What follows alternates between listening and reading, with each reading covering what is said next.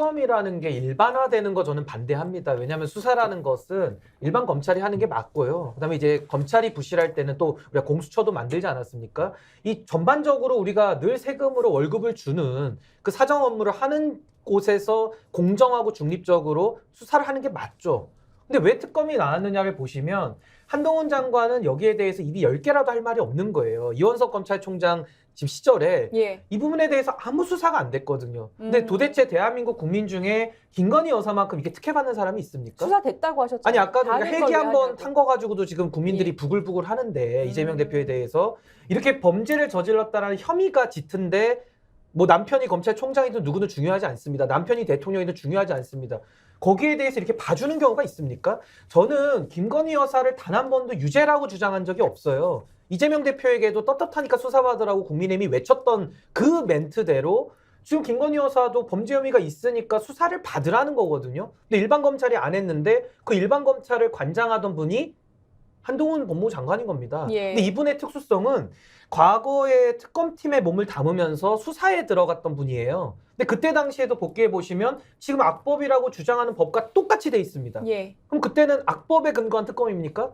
그리고 그때도 탄핵 대선이라고 해서 오히려 탄핵을 통해 가지고 국민들의 눈과 귀를 열면서 오히려 투표를 공정하게 했거든요. 그럼 지금도 김건희 여사의 이런 여러 가지 혐의들이 있으면 특검을 해서 수사를 해야 예. 오히려 국민들의 눈과 귀가 밝히 열릴 거 아닙니까? 근데 이거를 덮어놓고 총선 치르자 그러면 그게 오히려 불공정 아닙니까? 전 비겁하다고 보는 거예요. 그럼 결국에는 대통령의 이 거부권이 일상화되는 것, 특히 김건희 여사라는 본인의 가족에 대한 특검법을 거부하는 것은 이거 국회 무시 상권분립 침해고요. 또 하나는 거부권이라고 하는 것이 아무리 규정이 없고 그냥 대통령의 재량으로 맡겨져 있는 영역이라 하더라도 이건 권한남용입니다. 권력의 네. 사유화예요. 그러니까 저 윤석열 권한남용이다. 대통령은 네. 이 헌법 침해에 대해서 이거는 전 책임을 물어야 된다고 생각합니다. 두 가지를 짚어볼게요. 지금 방금 속보로 임시국무회의에서 쌍특검법 거부권 건의가 의결됐다. 그러니까 국무회의에서 통과됐고요. 벌써 통과됐고 그리고 대통령이 이제 제가만 하면은 바로 거부권 행사가 됩니다. 이 상황에서 두 가지인데요. 하나는 거부권의 한계라든지 이런 건 없는지 이 부분을 이제 민주당에서 얘기하시는 부분 좀 짚어볼 텐데 그 전에 초고속 지금 거부권 행사예요. 이렇게 빨리 할 줄은 몰랐는데 거부권을 좀 고심하는 모양새 이런 거 없이 초고속으로 거부권 건의 의결했습니다. 이건 어떤 메시지로 봐야 됩니까? 그러니까 본인들 하고 싶은 대로 하겠다는 거예요. 그동안 그랬잖아요. 그러니까 대놓고 막 한다. 뭐 보통 다 대놓고 해먹는다고 우리가 보통 통상적으로 저작권에서 얘기하는데 국정 운영을 이런 식으로 본인들 외에는 없어요. 그냥 말은 되게 그럴싸합니다. 국민들의 무조건 옳다. 국민만 보고 가겠다. 국민의 생각이 나침반이다 얘기를 하는데 뭐예요? 조롱합니까? 이런 거잖아요. 고민하는 쇼나 액션도 없습니다. 이건 안 돼. 김건희 여사는 내 배우자는 절대 이름도 거론해서는 안 되고 건드려서 안 되는 성역이야. 라는 걸 얘기하는 것입니다. 성역이다. 성역이다. 라는 것이고 이거는 이미 준비가 작년 12월 25일 날 한동훈 비대위원장이 들어오기 전에 들어왔죠. 들어오고 나서 총리실에서 당정대 한번 모임이 있어서 이 특검법 관련해서 논의가 있었어요. 이미 작년부터 준비를 해서 넘어오면 바로 처리한다. 라는 것이 준비되지 예. 않고서는 이렇게 안 돼요. 그러니까 얼마나 이 나라 이 윤석열 정부가 공정과 상식에 대해서 이빠른 소리를 했는지를 네. 민낯에서 보는 겁니다. 그래서 저는 윤석열 대통령과 국민의힘은 앞으로 공정과 상식에 대해서 언급하지 말아라. 저는 공정과 상식은 죽었다. 라고 좀 말씀드립니다. 아니 저는 이 아까 제가 그 권력의 사유화 부분을 짚었는데 예. 대한민국 헌법에 한번 찾아보세요. 대한민국 헌법에 가보시면요. 권력이라는 단어 딱 한 번 나옵니다. 권력은 1조 2항에 국민으로부터 나온다고 권력이 써 있고요. 나머지는 다 권한입니다. 국회도 권한이고 대통령도 권한이거든요. 권력과 권한이 다른 것은 힘의 권력의 원천은 국민에게 있고요. 그 권력을 위임받아서 대통령도 헌법 안에서 권한을 행사하는 제한된 거거든요. 예. 근데 여기에 대해서 윤석열 대통령이 권한을 사유화해서 마음대로 행사한다? 그럼 대한민국 헌법 1조 2항은 바꿔야죠. 대한민국의 권력은 특수부 검사로부터 나온다고 바꿔야 되는 거예요, 헌법을. 근데 이것을 대한민국의 권력이 국민으로부터 나온다고 헌법을 써놨고 그 선거에 의해서 권력을 그중에서의 권한을 취득한 윤석열 대통령이 그 권한을 사유화해서 내 가족은 수사 못 받는다? 이건 민주공화국에서 있을 수 없는 지금 행동을 하고 있는 거거든요. 매우 심각한 문제다. 저 그렇게 생각합니다. 요새 조금 걱정되는 측면이 있는데 예. 10월 11일 날 강서구청장 보궐선거가 있었잖아요. 그때 여당 후보가 17% 이상 표차로 참패를 했습니다. 네. 그 다음에 바로 윤석열 대통령의 워딩이 국민은 늘 옳다. 뭐 그리고 좀 톤이 바뀌었어요. 이제 이념 얘기 안 한다. 민생이 중요하다. 근데 1월 1일 대통령 신년사를 보면 다시 10월 11일 강서구청장 선거 전으로 돌아갔어요.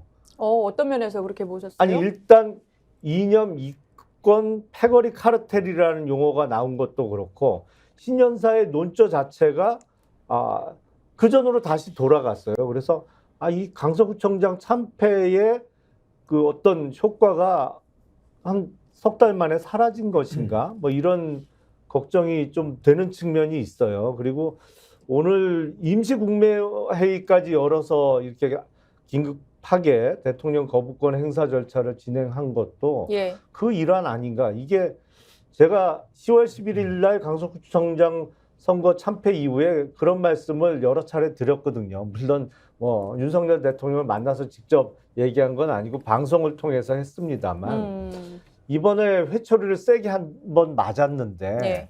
정신 바짝 차리고 다 바뀌지 않으면 태도부터 모든 것이 바뀌지 않으면 6개월 후에 있을 총선에서 정말 그때는 곤장 맞는다. 곤장 회초리가 맞는다. 아니고 곤장 100개 맞고 다들 피 철철 흘리면서 실려 나간다. 이 정신 바짝 차려야 된다라는 이야기를 했는데 어째 이게 강서구청장 선거 전으로 다시 돌아가는 느낌이에요. 아니 더 안 좋게 돌아갔어요. 김용남 의원께서 윤석열 대통령을 정말 초심으로 걱정하시는 것 같은데요. 곤장을 맞을까 봐 지금 너무 걱정하시는데요. 여당에도 김남 의원님처럼 이야기하신 분이 꽤 많은 거로 저희들도 분석이 되는데 허은하 의원님도 탈당하면서 그랬잖아요. 예. 김건희 특검법 이건 찬성해야 되는 거다라고. 예. 근데 이제 본인이 이제 의원 시절에 목소리 못 높였지만 그래도 탈당하면서 이야기하시더라고요. 이준석 전 대표도 그런 입장이에요. 저도 깜짝 놀란 게 그 국회에서 쌍특검이 통과되자마자 바로 즉각 대변이 나와가지고 거부 강도 높은 제2호권이라는 법률 용어도 안 쓰고 거부한다라고. 그것도 너무 웃겼어요. 아직 여당이 거부권을 정식 건의도 안 했는데. 그러니까 아예 그것은 거부권을 건의하고 말 것도 없이 혹시라도 여당 내에서 일부 수용론이 나올까 봐. 또 한동훈 비호위원장으로 보낸 한동훈 위원장까지도 뭐 총선 후 수용 무슨 의사가 보이니까 무슨 소리냐. 바로 거부권 행사해야 돼. 니들이 안 하다더라도 거부할 거야라고 아예 못을 박은 것처럼 오늘 임시국무회도 그런 거죠. 일체 논의, 고민, 숙고, 국민에 대한 배려, 눈치 이런 것도 안 보겠다는 거잖아요. 저는 정말 우리가 수십 년 권력감시도 해보고 사회 참여를 해보지만 전두환 노태우가 소래범 짓밟고 온갖 나쁜 일 했잖아요. 근데 정치 영역에서는 이렇게까지 막 함부로 못했던 것 같아요. 막 국민의원이 국회 와가지고 막 국회의원을 소리 지르고 윽박 지르고 이런 것도 보기 어려웠고 국민의 눈치, 언론 눈치를 하나도 안 본다. 그럼 이건 파멸만 기다리고 있지 않을까요? 그래서 저도 이게 우리가 헌법에 그 예. 권력의 내부 통제라고 다 배우거든요. 아마 다 법대 나오신 분들은 다 배우실 거고 변호사들은 다 아는 내용이에요. 그게 뭐냐면은 삼권 분립으로도 대통령의 권한은 견제와 감독을 받지만은 행정부 내에서도 장관들, 그러니까 공무위원들은 부서권이 다 있습니다. 예. 그래서 사인 안 하면은 대통령도 집행을 못 하는 거예요. 그래서 뭐 소위 말하는 사형제도 우리가 집행이 안 되는 것이 법무부 장관이 사인을 안 하니까 결국 대통령도 안 하면서 사실상 사형 폐지국으로 가는 거거든요. 예를 들어 전 이번에도 임시국무회의 했다는데 저는 절망감을 느끼는 게 아니 그 국무위원들은 도대체 뭐 하고 있길래 월급 받아가면서 국민들을 위해 일한다면 저 국무회의에 참석할 수 있습니까? 그 저 거부권을 사인하는 한덕수 총리는 뭡니까? 그러니까 저는 이분들이 도대체 누구를 보면서 국정 운영을 하는 것인지가 지금 여실히 나오는 거거든요. 그러니까 행정부 내부에서도 지금 내부 통제라고 하는 이 기능이 다 무너진 거예요. 그럼 그 사람들은 뭘 보고 하느냐? 윤석열 대통령 입만 바라보고 있는 것이고 그렇다면 김건희 여사 성역화에 다 함께 공범인 거거든요.